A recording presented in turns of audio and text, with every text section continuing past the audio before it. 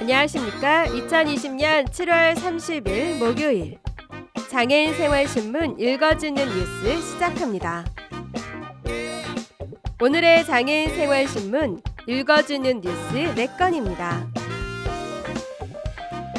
하나, 인천시 수돗물 유충 피해 저수조 청소 필터 비용 지원. 둘, 인천시 사회복지 이용시설 단계적 개관 운영.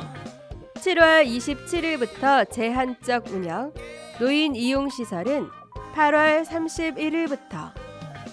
셋, 김예지 의원, 장애인 근로자 최소한의 생계 보장 받아야. 최저임금법 개정안 및 장애인 고용법 개정안 대표 발의. 넷, 인천시 저소득 어르신의 삶의 질 향상 위해 틀니 지원 사업 확대 추진입니다.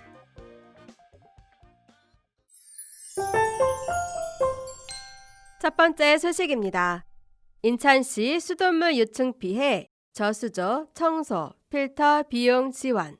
요청시 대체 용수 배부도 장애인 시설 등 생수 지원.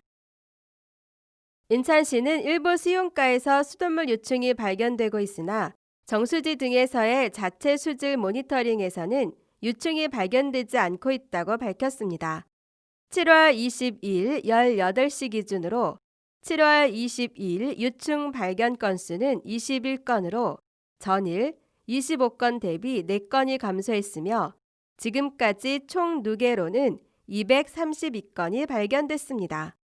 시에서는 정수장과 배수지 청소 후에도 유충이 발견되는 이유에 대해 수용가로 연결된 급수관로 또는 공동주택 저수조에 아직 남아있는 유충이 순차적으로 발견되는 것으로 추정하고 있습니다.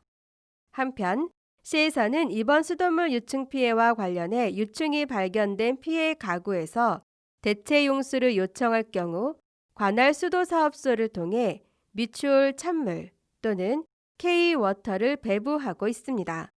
또한 유충이 발견된 공동주택에 대해서는 저수조 청소 비용을 지원할 예정이며 유충이 발견된 피해 가구에 대해 샤워기, 정수기 필터 구입비도 지원할 예정입니다. 피해 가구와 공동주택에서는 영수증, 저수조 청소 사실관계 확인 서류 등 증빙 서류를 보관해 두었다가 추후 구체적인 지원 계획에 따라 보상을 신청하면 됩니다. 아울러 시에서는 유치원과 초중고교에 대한 조리용수 생수 지원 조치를 실시했으며 노인 요양시설, 장애인 복지시설, 아동 복지시설 등에는 우선적으로 생수를 지원할 계획입니다. 특히 어린이들의 안전을 위해 유충이 발생된 지역 전체 어린이집을 대상으로 수돗물 급식 및 음용 중단을 즉시 권고하는 한편 생수를 급식에 사용할 수 있도록 조치했습니다. 어린이집에서 추가적으로 물이 필요한 경우 120 콜센터나 각 수도사업소를 연락하면 미추홀 찬물 병입수, 페트병을 공급받을 수 있습니다. 다음 소식입니다. 인천시 사회복지 이용시설 단계적 개관 운영. 7월 27일부터 제한적 운영, 노인 이용시설은 8월 31일부터.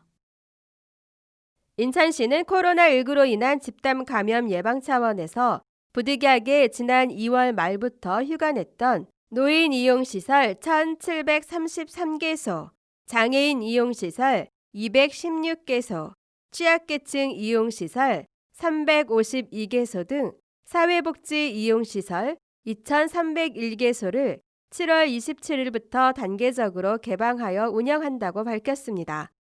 그동안 여러 차례에 걸쳐 사회복지 이용시설 관련 협회와 단체, 군구 등 다양한 현장 의견을 고려하여 단계적 운영을 결정하였으며 지난 7월 한 달간 단계적 개관을 위해 전국에서 처음으로 인천 시내 전 복지 이용시설에 열화상 카메라를 구입하여 지원하는 등 사전 방역 준비도 마쳤습니다.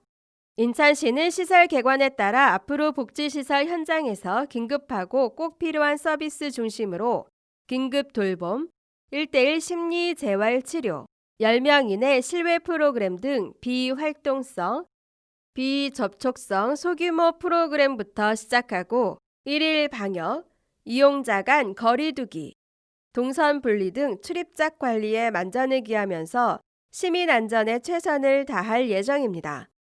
성영원 복지국장은 자칫 방심한 사이 감염자가 늘어나 사회적 거리 두기로 다시 돌아가면 시설의 운영을 중단해야 하는 만큼 모든 이용자들은 성숙한 시민의식으로 개인 방역 수칙을 철저히 준수해 줄 것을 당부드린다고 말했습니다.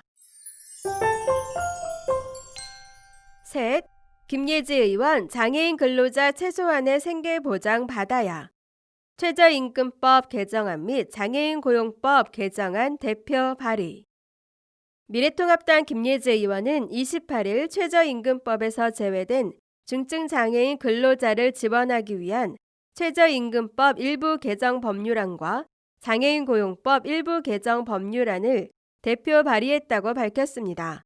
현행법에 따르면 정신장애나 신체장애로 근로 능력이 낮은 사람은 최저임금의 적용에서 단순히 제외하고 있어 2019년 기준 최저임금 적용 제외 장애인 근로자의 평균 급여가 법정 최저임금의 40%에도 미치지 못하는 것으로 나타났습니다. 더욱이 최저임금 적용을 받지 못하는 장애인 근로자의 숫자는 2013년 4,495명에서 2015년 6,971명, 2018년에는 9,413명으로 매년 급격히 증가하고 있으며 한 달 10만 원에서 30만 원 사이의 임금을 받는 근로자 또한 중증장애인 근로자의 30%에 달하는 것으로 알려졌습니다. 이러한 상황에서 김 의원이 발의한 최저임금법 개정안과 장애인 고용법 개정안은 장애로 근로 능력이 낮은 사람을 최저임금의 적용에서 제외하지 않도록 하여 장애인 근로자의 임금을 보장하는 한편 최저임금법 개정으로 발생할 수 있는 고용 위축을 보완하기 위해 최저임금의 한도 내에서 임금의 일부를 국가가 지원할 수 있도록 하는 내용을 담고 있습니다. 김예지 의원은 OECD 국가 중 한국처럼 장애인을 최저임금의 적용 대상에서 일방적으로 제외한 국가는 3개국뿐이며 타 선진국들은 국가가 보조금을 지급하거나 별도의 임금 기준을 마련하고 있다며 문제의 심각성을 지적했습니다. 이어 장애인 근로자를 대상으로 한 별도의 최저임금 기준안을 마련하고 장애인 근로자들 또한 최소한의 생계를 보장받을 수 있도록 개정안의 국회 통과에 최선을 다하겠다고 입법 의지를 밝혔습니다. 법률 개정안이 발의되는데 일반적으로 10명 이상의 국회의원 동의가 필요한 상황에서 이번 두 개정 법률안은 미래통합당 36명의 국회의원이 공동 발의에 동참한 것으로 알려져 주목을 받고 있습니다. 한편 미래통합당 비례대표인 김예지 의원은 이번 두 건의 법안 발의를 포함하여 21대 국회에 들어 총 20건의 개정 법률안을 발의하는 등 활발한 의정 활동을 펼치고 있습니다. 넷, 인천시 저소득 어르신의 삶의 질 향상 위해 틀니 지원 사업 확대 추진. 만 65세 이상 저소득 어르신 대상 부분 틀니도 혜택 받을 수 있어. 인천시는 7월부터 저소득 어르신 틀니 지원 사업을 부분 틀니 지원까지 확대한다고 밝혔습니다. 민선 7기 공약 사업이자 인천시 복지기준선 추진 사업이기도 한 저소득 어르신 틀니 지원 사업은 만 65세 이상 의료급여 수급권자에게 틀니 시술 시 본인 부담금을 지원하는 사업으로 2019년에는 완전 틀니 제작 시에만 본인 부담금을 지원해 오던 것을 저소득 어르신들의 수혜폭을 넓히고자 부분 틀니까지 지원을 확대합니다. 이를 위해 지난 6월 보건복지부 사회보장과와 부분 틀니 지원까지 확대할 수 있도록 사회보장제도 변경 협의를 완료하였고 7월 부분 틀니 지원 신청자부터 부분 틀니까지 지원 혜택을 받을 수 있게 되었습니다. 이로써 시는 부분 틀니 500악을 추가로 지원할 수 있게 되면서 기존 완전 틀니 수요 대상자를 포함하여 1,000학 이상의 시술비 지원이 가능할 것으로 기대하고 있습니다. 신청 방법은 시술 영수증 등 관련 서류를 해당 군 구청에 제출하면 본인 부담금을 통장으로 돌려받을 수 있게 됩니다.